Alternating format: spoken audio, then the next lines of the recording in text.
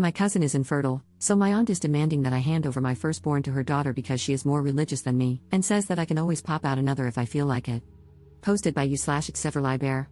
I, 24F, am currently 8 months pregnant with a baby girl, and my aunt and cousin have been giving me trouble ever since I announced the news. My partner and I already adore our daughter and have no plans to give her up, but my aunt wants me to give my child to my cousin, who has been struggling with infertility for the past 5 years. For more context, my aunt has been a motherly figure to my sister and me since our mother passed away when we were very young. We have always been close with our aunt and cousin and have tried to support my cousin through her struggles with infertility. My aunt is very religious, being a Mormon who regularly attends church. She has a rigid, close-minded view of morality, values, and living a good life. She believes that a child deserves a strong, foundational religious upbringing with a providing father and a loving, attentive mother. Since my partner is not Christian and because we both have full-time jobs and careers, she claims that my child will grow up confused and misguided in our household due to our religious differences and lack of proper care. She says she fears that our child's well-being will not be prioritized in such an environment and that our daughter could likely go down a dark, immoral path.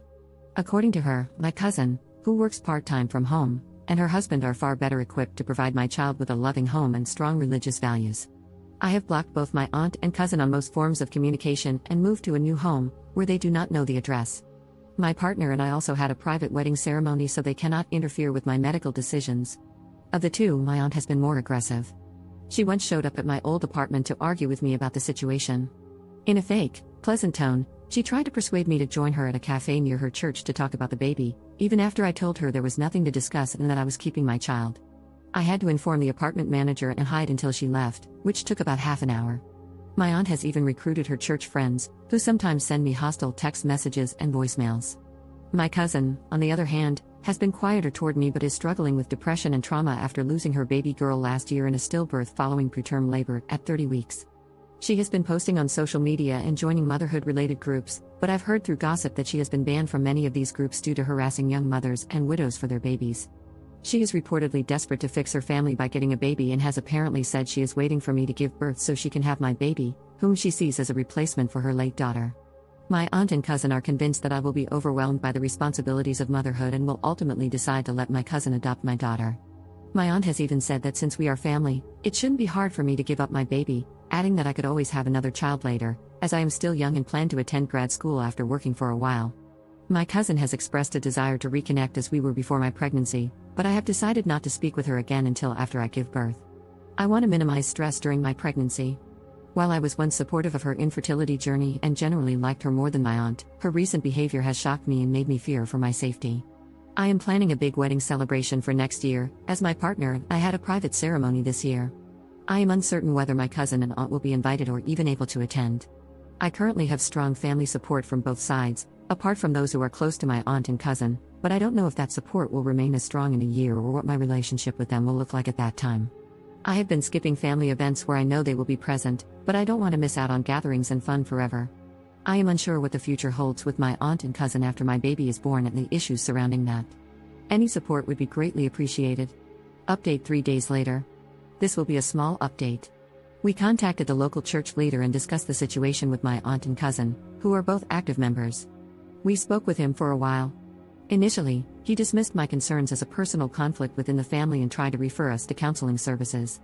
We explained to him that my cousin is dealing with trauma from her baby's death and is harboring false hopes about adopting my baby, who would be raised in a good home. We also told him that my aunt is feeding into these hopes and has been harassing me on her behalf, causing significant stress and disturbance. He told me he understood my side and acknowledged my cousin's struggles with her inability to have children. He said he would contact my aunt and cousin to hear their perspectives on the situation. I spoke with him again today.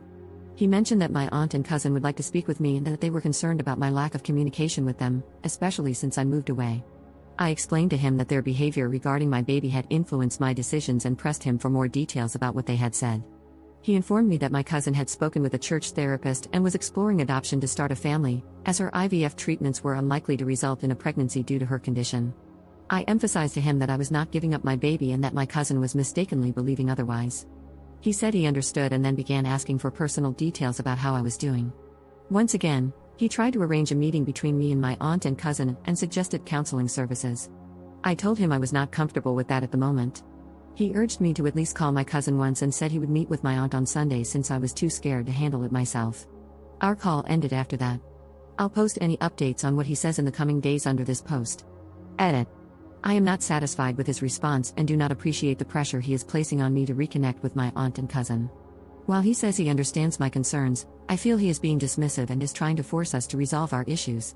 My partner and I thought it was worth reaching out to him because of his influence and religious authority over my aunt and cousin. I'll see how the next phone call goes and consider what I can do to make him take my concerns more seriously. Edit. To clarify, I did not provide him with any personal information and have no plans to meet with my aunt and cousin in person. We are in contact with legal help. We do not live in Utah. Second update 1 week later. We spoke again with the bishop. He said that there isn't much he can personally do to resolve the situation within his capacity between me and my aunt/cousin, other than refer us to counseling services. I asked him if he had met with my aunt, and he said he had. Their conversation was apparently focused on my cousin and helping her heal.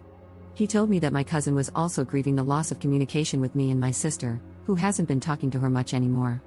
I told him that my cousin was trying to take my baby to replace hers and that her and my aunt's behavior was threatening the safety and well-being of me and my family. I think he was losing interest in the conversation, so he just told me to do whatever I feel is best for my family, but to consider the grief my cousin has been through and to contact family counseling services for further help on this matter. My partner and I sent him an email afterward, with a copy to our lawyer, to close off communication. I decided to unblock my cousin and send her a message. I told her that my partner and I are keeping our baby and that this is not up for discussion. I encouraged her to seek proper therapy if she hasn't already done so and told her that I am not comfortable with her, her husband, or my aunt being involved in my child's life. She hasn't responded yet.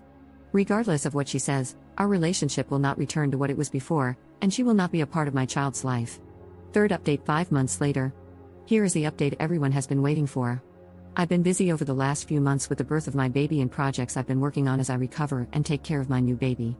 I logged into Reddit a few times since then but hadn't gotten a chance to update. I'm 25 now, and my baby is almost 4 months old. Time sure flies. She's doing well and brings us so much joy.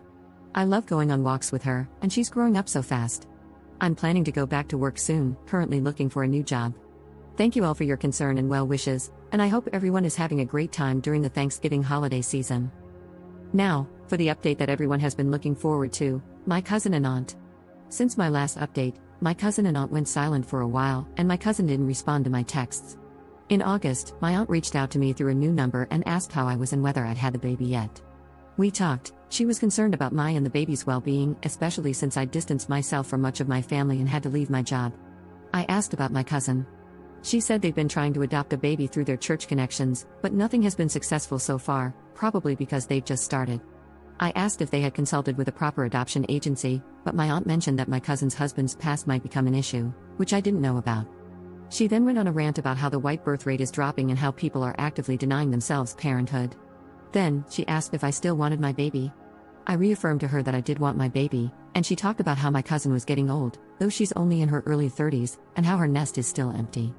She wanted me to at least share the joy by letting my cousin be involved in my daughter's life and spend time with her.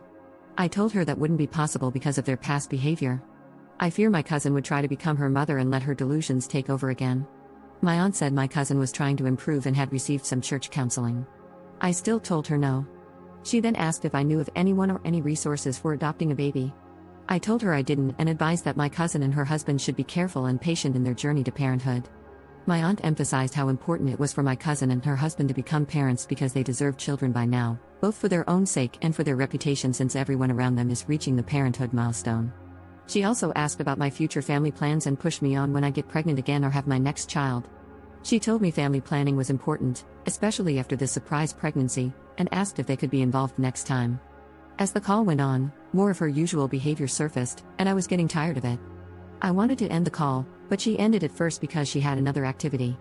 Thankfully, I have my sister to keep me updated on what's happening with my aunt, cousin, and other family matters related to my old church. Everything my aunt said about my cousin appears to be true. According to my sister, my cousin's overall mental health seems to have improved from its worst point, but she still has deep depressive periods. She sometimes feels very empty because of her lack of children and her worsened relationships with me and my sister. My cousin and her husband are also trying to find an IVF doctor abroad in hopes of a miracle since many of their options are shutting down here.